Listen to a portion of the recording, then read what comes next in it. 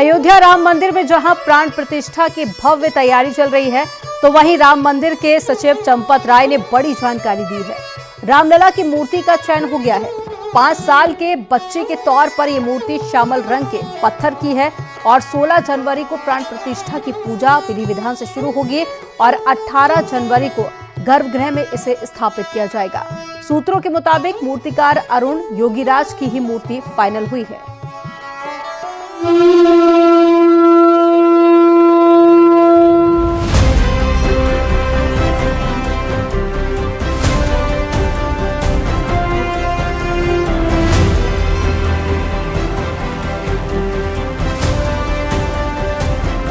बाईस जनवरी को लेकर अयोध्या में तैयारी जोरों पर है। ऐसे में हर जगह रामलला की नई मूर्ति को लेकर चर्चा है कि वो कैसी होगी, कैसी दिखेगी, किस रंग की होगी। राम मंदिर ट्रस्ट के महासचिव चंपत राय ने अयोध्या में रामलला की मूर्ति की विशेषताएं बताई। चंपत राय ने बताया कि चयन की गई मूर्ति श्यामल रंग के पत्थर की है। ये मूर्ति 5 साल के बालक के रूप में है। मूर्ति के चेहरे की कोमलता, मुस्कान कैसी होगी, इसका विशेष ध्यान रखा गया है। 3 मूर्तिकारों ने 3 अलग अलग मूर्ति बनाई है। उनमें से एक मूर्ति को स्वीकार कर लिया गया है। चंपत राय ने कहा कि बाकी 2 मूर्ति भी ट्रस्ट के पास ही रहेगी। सभी कलाकार का सम्मान होगा। मूर्ति की विशेषता की बात करें तो पैर की उंगली से लेकर ललाट तक ये 51 इंच ऊंची है। इसके ऊपर मस्तक पर मुकुट और आभा मंडल है। मूर्ति की प्राण प्रतिष्ठा की पूजा विधि 16 जनवरी से शुरू हो जाएगी। मूर्ति को गर्भगृह में अपने आसन पर 18 जनवरी के दोपहर में स्थापित कर दिया जाएगा। मूर्ति के लिए पत्थर का खास तौर पर ख्याल रखा गया है ताकि अगर जल या दूध से स्नान करवाया जाए तो उस पर कोई प्रभाव न पड़े।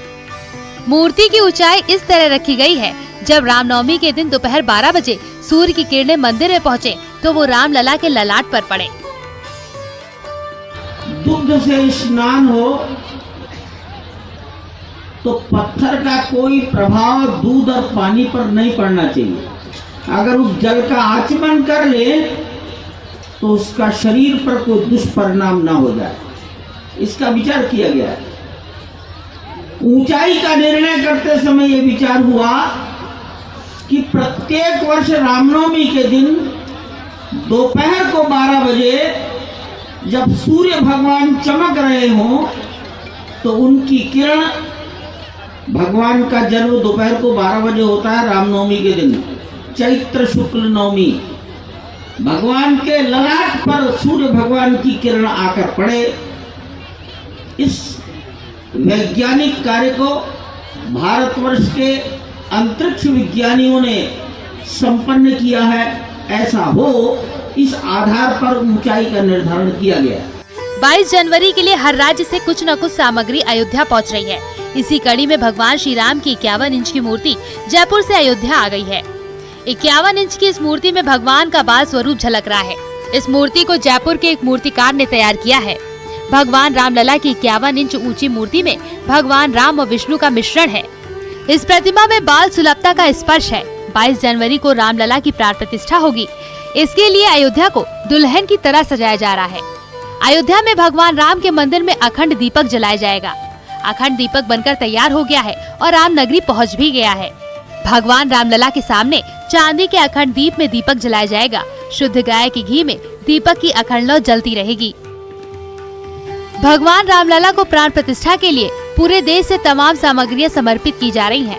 महाराष्ट्र के धुलिया से भगवान रामलला की प्राण प्रतिष्ठा में होने वाले धार्मिक अनुष्ठान के लिए पूजन सामग्री पहुंची है।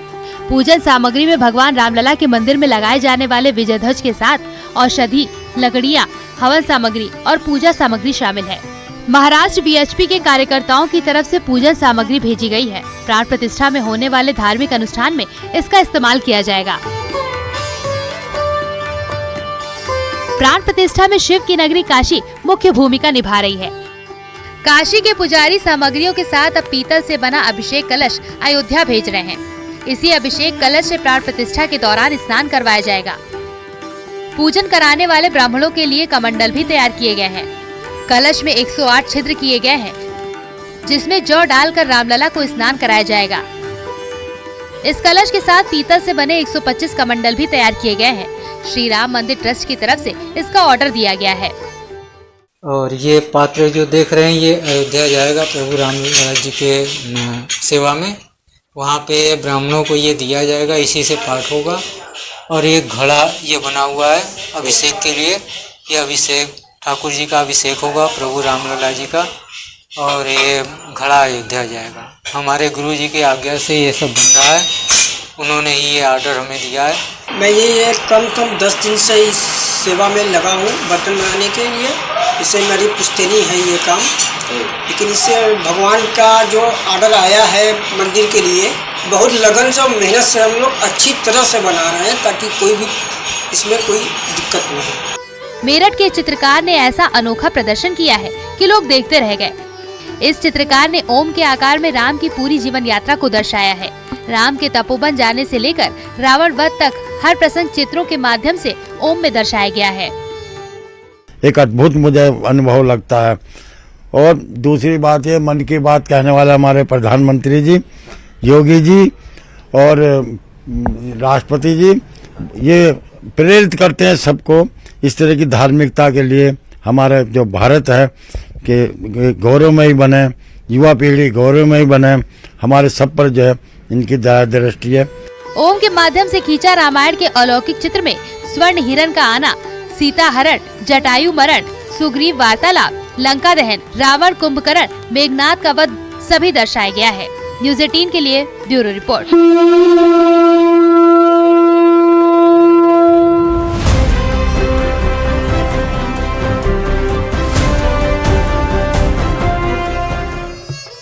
अयोध्या हवाई अड्डे को अब महर्षि वाल्मीकि अंतर्राष्ट्रीय हवाई अड्डा अयोध्या धाम के नाम से जाना जाएगा। मोदी कैबिनेट ने इस प्रस्ताव को मंजूरी दे दी है। शुक्रवार को मंजूरी दी गई। प्रधानमंत्री मोदी की अध्यक्षता में मंत्रिमंडल में बैठक हुई थी और इस एयरपोर्ट को अंतर्राष्ट्रीय हवाई अड्डा घोषित करने का भी फैसला किया गया। प्रधानमंत्री मोदी ने सोशल मीडिया प्लेटफॉर्म एक्स पर यह जानकारी साझा की है और लिखा कि प्रभु श्री राम की पावन नगरी अयोध्या को दुनिया भर से जोड़ने के लिए हमारी सरकार कृत संकल्प है और इसी कड़ी में यहां की एयरपोर्ट को इंटरनेशनल एयरपोर्ट घोषित करने के साथ ही इसका नाम महर्षि वाल्मीकि अंतर्राष्ट्रीय हवाई अड्डा अयोध्या धाम रखने के प्रस्ताव को मंजूरी दे दी गई है। ये कदम महर्षि वाल्मीकि जी को देश भर के हमारे परिवारजनों की ओर से एक आदरपूर्ण श्रद्धांजलि है। ये ट्वीट भी आपको दिखा रहे हैं जो कि नरेंद्र मोदी की तरफ से किया गया और उन्होंने ये जानकारी साझा की और कहा कि ये नाम रखकर हम पूरे देश की तरफ से वाल्मीकि जी को आदरपूर्ण श्रद्धांजलि दे रहे हैं।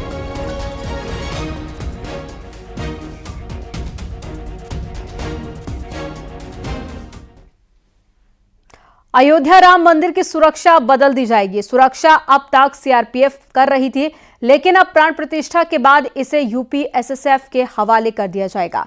सुरक्षा के लिए जवानों को स्पेशल ट्रेनिंग भी दी जा रही है। एक रिपोर्ट आपको दिखाते हैं।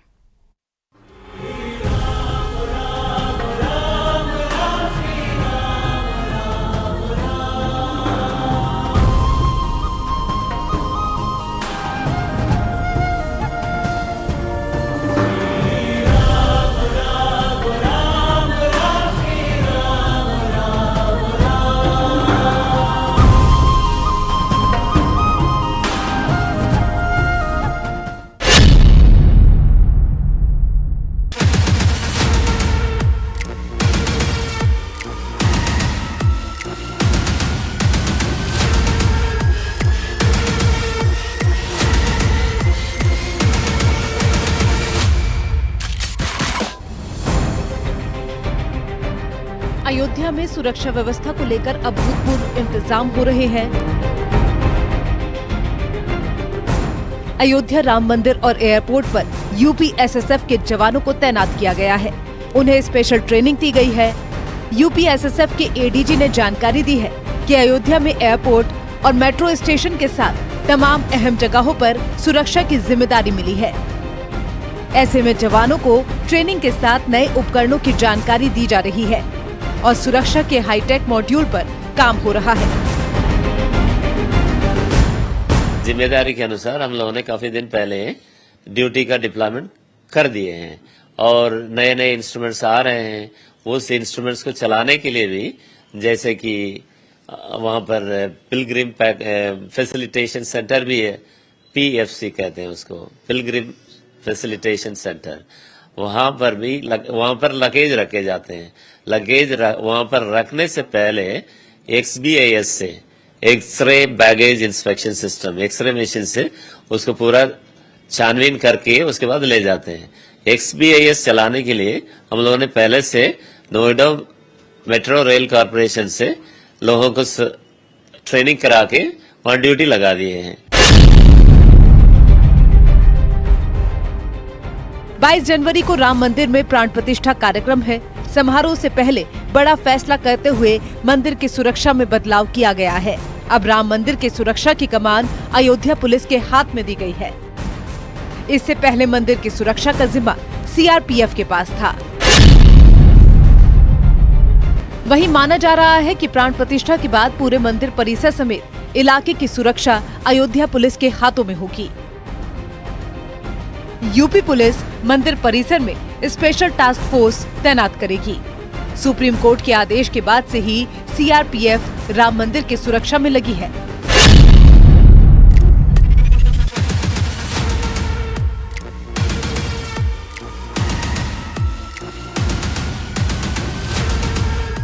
(1992) में सुप्रीम कोर्ट ने पूरे राम जन्मभूमि परिसर में CRPF को तैनात किया था।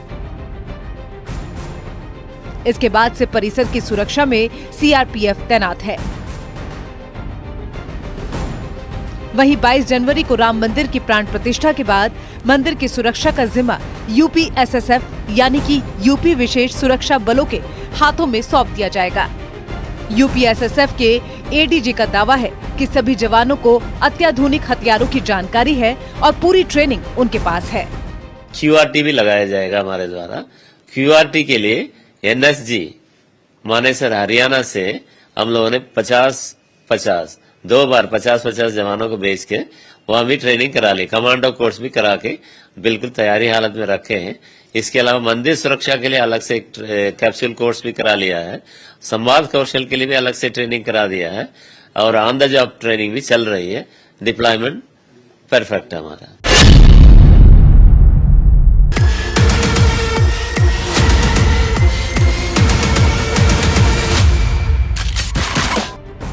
राम मंदिर की सुरक्षा में जिन UPSSF के जवानों को तैनात किया जा रहा है वो अत्याधुनिक हथियारों से लैस होंगे। जवानों को सुरक्षा के लिए खास तौर पर ट्रेनिंग दी गई है। मंदिर परिसर की सुरक्षा को लेकर आधुनिक कंट्रोल रूम भी बनाया गया है। इसके अलावा परिसर में बम के खतरों से निपटने के लिए बम निरोधक दस्ता और डॉग स्क्वाड भी तैनात किए गए हैं। एयरपोर्ट से लेकर मेट्रो और अहम संस्थानों और जगहों पर UPSSF के जवान अत्याधुनिक हथियारों के साथ तैनात रहेंगे। स्पेशली अयोध्या में एयरपोर्ट में सिक्योरिटी ड्यूटी हम लोगों ने लगा दिया। इंडक्शन कोर्स करने वालों की ड्यूटी 100% लगा दिया है। इसके अलावा बेसिक कोर्स करने वाले भी वहाँ हैं और स्क्रीनर कोर्स करने वाले भी वहाँ पर हम लोगों ने ड्यूटी लगा दी है।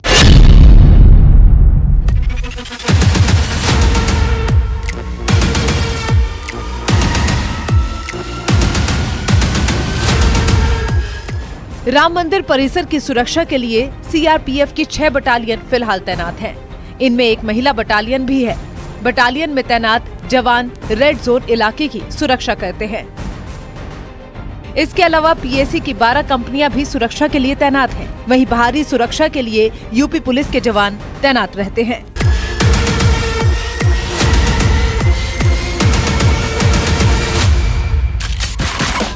न्यूज़ 18 के लिए लखनऊ से राजीव सिंह की रिपोर्ट।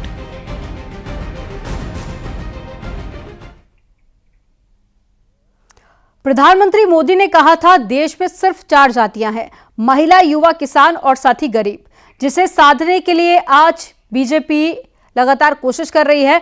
और यूपी में बाबा गीत से चर्चा में आई कवित्री अनामिका जैन अंबर का एक नया गीत धूम मचाने लगा है। राम भक्त ही राज करेगा दिल्ली के सिंहासन पर, राम प्रतिष्ठित किए जिन्होंने अवधपुरी के आसन पर, उनका ये वीडियो खूब शेयर किया जा रहा है। केंद्रीय सूचना एवं प्रसारण, खेल एवं युवा मामले के मंत्री अनुराग ठाकुर ने भी उनके वीडियो को प्रधानमंत्री नरेंद्र मोदी को टैग करते हुए सोशल मीडिया प्लेटफॉर्म X पर पोस्ट किया।